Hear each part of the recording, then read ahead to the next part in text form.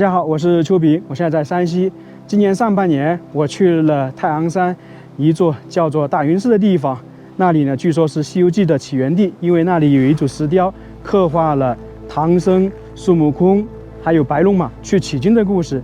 其实，在山西有很多地方记载了一些关于《西游记》的内容，比方说今天我来的这个地方就非常有意思。据说呢，是《西游记》当中孙悟空的出生地。附近的村民到现在还认为他们是孙悟空的后代，这就非常好玩了。因为大家都知道，孙悟空是《西游记》中的一个人物，是神话故事中的一个人物，难道他真的存在吗？所以今天我们就来这个小山村里面探索一下。在路口这里还有个蟠桃园，看过《西游记》都知道，当时玉帝呢令孙悟空去镇守蟠桃园，结果孙悟空来到那个地方，把那些里面的桃子吃得干干净净，而且呢导致孙悟空的功力大涨一样的。而在这个孙悟空的老家也有一个所谓的蟠桃园，在这里呢还有孙悟空的雕塑，他应该是站在这里迎战，头戴凤翅紫金冠，身穿锁子黄金甲，手拿如意金箍棒啊，是不是威风凛凛的？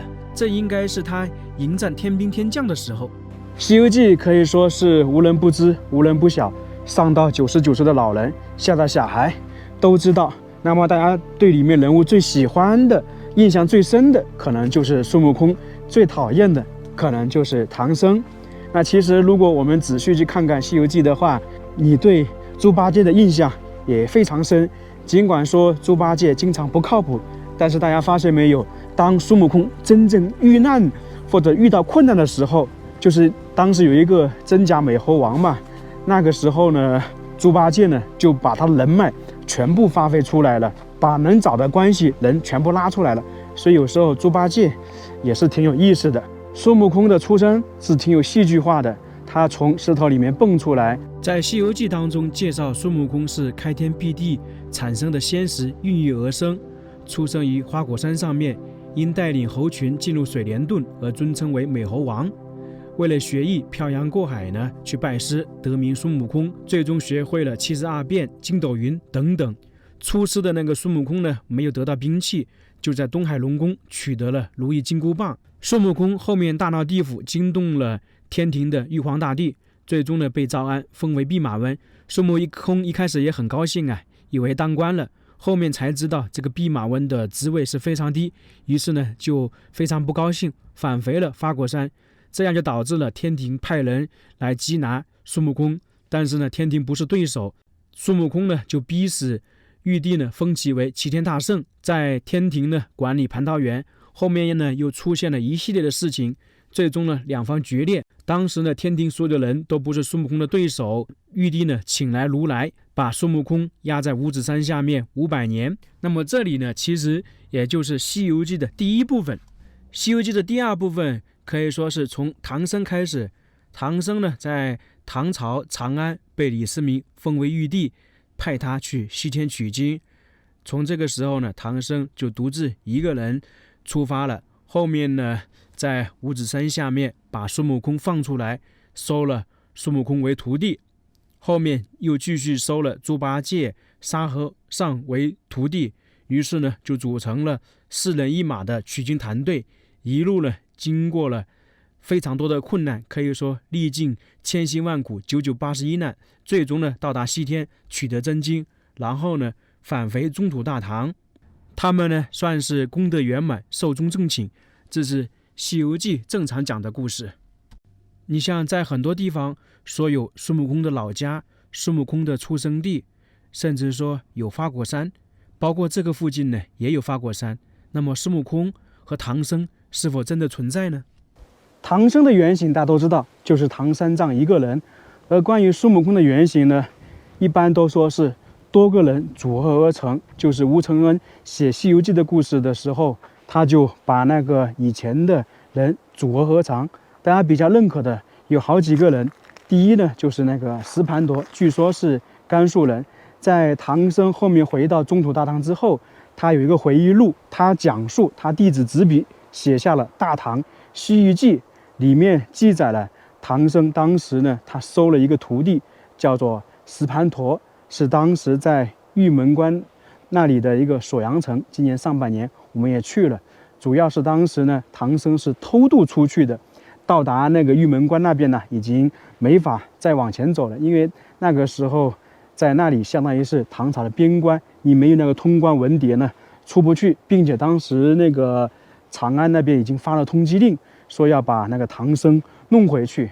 那当时呢，唐僧就在锁阳城那个寺庙里面呢讲经，后面就来了一个胡人，叫做石盘陀，他呢就被唐僧那个经历故事所感动，因为在西域那个时期嘛，很多人都信佛，因为在那一块都是戈壁沙漠，他们相当于有一些信仰，祈祷自己做生意呀、走丝绸之路啊能够安全。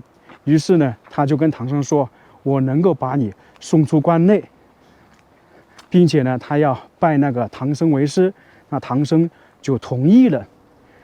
后面呢，那个石盘陀果然呢就带着唐僧偷渡那个玉门关。不过到了一半的时候呢，石盘陀他后悔了，因为他想着凭他们2个人可能走不出那个戈壁滩，于是呢，他就想把那个唐僧杀了，那么就没人知道这个事情。不过那个时候幸好唐僧呢比较警醒，只要那个石盘陀一有动静的时候，唐僧就起来念经。后面呢，唐僧就跟石盘陀说吧，他你回去吧，我就算被抓了，我也不会告密的。于是呢，那个石盘陀就回去了，扔下那个唐僧一个人。唐僧呢就继续去取经，后面走进了那个800里的沙漠，还真被他走出来，一路去取经成功。那么还有一个人物呢，孙悟空的原型也是唐朝的一个法师，叫做悟空禅师，他的法号也叫悟空啊，跟孙悟空是不是一样的？那么这个人呢，他是历史上真实存在的，他叫做车凤巢。他是唐朝中期陕西泾阳县人，离那个唐僧差不多100年的时间。他从小天资聪明，喜欢读书。在李隆基时期就公元751年，他奉旨随一行人出使西域，就相当于他是一个工作人员。最终呢，到达帕米尔高原，在那个地方他卧病不起，无法呢与使团回那个中土大唐。不过呢，在他病重的时候，他想着，如果呢我能够痊愈的话，我就要出家为僧。后面他病愈了，果然就出家为僧了。在那边呢学经3年，后面呢又游览天竺，走遍了西域各个国家。到了公元790年，他安全抵达长安，也就是说他在西域那边差不多游历了40年的时间。在公元812年圆寂，他的法号就是悟空禅师。他是历史上记载唐代最后一位去印度取经的高僧，他翻译了很多经书所以他为那个文化做出了重要贡献。那么《西游记》当中的孙悟空呢，有一部分就是以他的为原型。还有一种说法，说是孙悟空的原型是山西楼烦人孙大廷，他是唐朝时期的一个民间义士，从小呢就聪明好学，并且呢会练习武艺。有一年呢，朝廷举行比武大赛，孙大廷呢被推荐去考武状元。当时呢，他考中了一个武举人。正常来讲的话，考中的话肯定会有安排事情做，但是呢，由于当时剑城大盗，身怀绝技的他呢没有打通关节，就没有被安排职位。于是呢，他就回到了家乡，在花果山占山为王，训练了一批士兵，同时呢，将山里的猴子训练成有素质的猴兵，当地人们呢称之他为猴房。后面官府得知之后，就把他招安，让他去养马。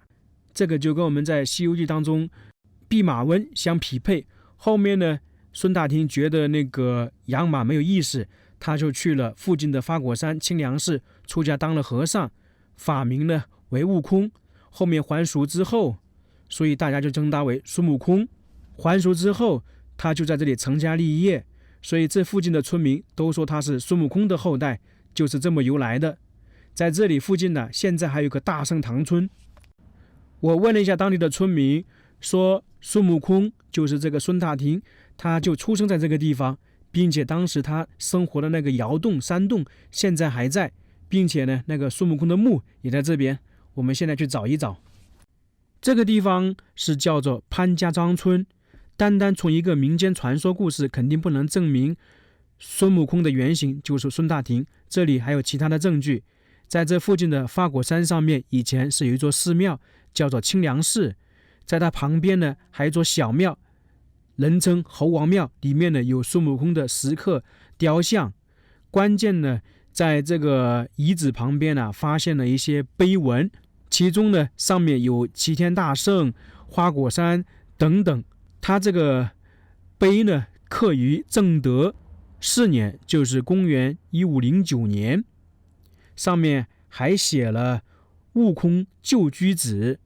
那大家都知道，《西游记》的作者吴承恩，他是出生于公元1500年，那么这些东西比吴承恩出生还早，那就证明啊，唐僧孙悟空在很早以前就开始流传了，就跟我们在那个太行山看到那个雕刻一样，那个比《西游记》还早了300-400年。从而这个地方有很多关于《西游记》当中的名字啊。在这个地方找到2个山洞，不知道是不是那个孙悟空出生的地方啊？因为当地的老人就说是在山谷这边，这个我也不知道是不是，过去看看。这应该是2个窑洞。在黄土高原看窑洞是非常常见的。看看这个大不大？这还有铁门。这个窑洞大概长度的话也有6-7米啊，而且全是用砖铺成的。这个比我们在平时的黄土高原上看的窑洞那个不一样啊，因为很多黄土高原上全是黄泥土。哎，仔细看了一下，它里面还是黄泥土。它这里是有2个窑洞，2个山洞，不知道是不是啊？因为我在这里已经转了差不多1个小时，附近呢走遍了，就看到这2个山洞。这个不大。当然了，这个砖的话可能是近代那个，就是最近10几20年弄的。这些山洞窑洞，就算是孙悟空出生的地方，那肯定呢也是后面有修缮，或者说有其他人去居住的了。所以刚刚看到的这个里面有砖，就是这么一回事。又找了半个多小时，终于看到在这个山谷底部呢有2个窑洞，2个山洞。不知道这个是不是啊？你看周边的环境已经坍塌的比较厉害了。这个窑洞、山洞在外面这样看，历史都非常悠久了。走过去看看有多大。窑洞的话，按照记录来看，在陕北黄土高原那边发现匈奴人居住的窑洞，大概是1500-600年，算是历史非常悠久了。那这个应该是没有。这2口窑洞，我们现在这样看的话是比较普通，以前应该是有人居住在这里。在黄土高原上，窑洞是非常常见的。那么大家觉得这个窑洞是孙悟空居住的地方、出生的地方，还是说刚刚看的那个窑洞啊？我其实也分辨不出来，因为当地的老人说就在这附近，我是找了好久才找到的。那不管它了，反正不是这个就是那一个。这个呢就相对来说比较原始一点，因为那个是后期有人加固修缮了一下。那么这个呢就是非常传统、非常原始了，还能看到一些工具的痕迹。但是我总感觉这个窑洞有点奇怪的，为什么？因为没有看到有熏黑的痕迹。如果是住了很久的人的话，会有熏黑的痕迹。这一个呢也没有，并且呢这个还倒塌的比较厉害，我们就不要往里面走啊，因为看到这边已经倒了。那么这个窑洞应该是很久了，因为如果是说现代修的窑洞，应该不会塌。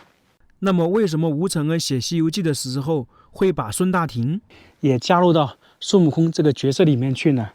我猜想可能是当时吴承恩来山西，他去了那个太行山那个寺庙，看到了那个雕刻，然后呢，他就来到太原附近呢，这里本身就是当时唐朝养马的地方，在这里不远呢，有一座寺庙叫做三藏寺。唐僧呢，当时从取经回来，据说就在那里讲过经，所以呢，吴承恩来到这个地方，听说这个故事呢，所以呢，就把它加入到那个《西游记》当中，因为这样的话就能够讲述孙悟空从石头蹦出来，后面呢受到天庭那个欺负，弄成一个最低等的养马的，最后反出天庭，这样才能跟那个后面的《西游记》契合起来。所以我猜想可能是这样的。那么这个孙悟空的故事我们就讲完了，非常感谢大家，我们下个视频再见。